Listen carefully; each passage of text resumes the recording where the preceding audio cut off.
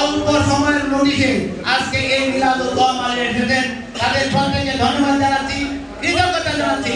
আপনারা সকালে ঐক্যবদ্ধ থাকেন, আপনারা নিরাশ হবেন না, আমরা আপনাদের পাশে আছি। প্রতিটি নেতা কর্মীকে প্রত্যেককে যার যার যোগ্যতা অনুসারে মূল্যায়ন করা হবে। আজকে মিলাদ মাহফিলে উপস্থিত অতিথিবৃন্দ এবং জাতীয়বাদী দলের ৪৭তম প্রতিষ্ঠাতা বার্ষিকী অনুষ্ঠানে অতিথিবৃন্দ আমাদের এই সুফলকে ঘরে আনা দেওয়ার জন্য দুর্নীতি সরকারকে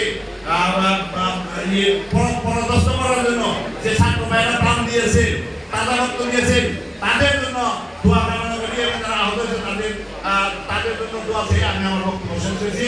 সবাইকে ধন্যবাদ। আসসালামু আলাইকুম। আমরা স্পষ্ট করে বলতে চাই, যারা রাজপথে ছিল সেই রাজপথের অগ্রসরীদেরকে মূল্যায়ন করতে হবে।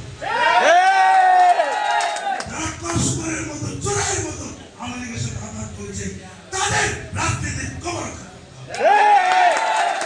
আমরা শহীদের সঙ্গে চুরের ব্যবসা করতে আসি নাই, ইস্তেশন দখল করতে আসি নাই, আমাদের ন্যায্য অধিকার কেউ পিছু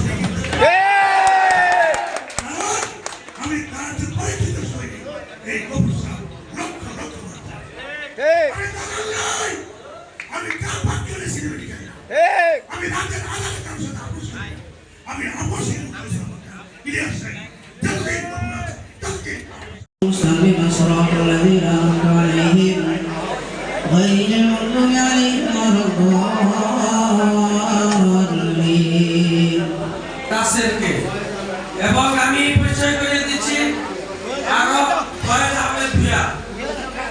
এবার আমাদের সামনে দোয়া পরিচালনা করবেন মাওলানা শফিকুল ইসলাম সাহেব।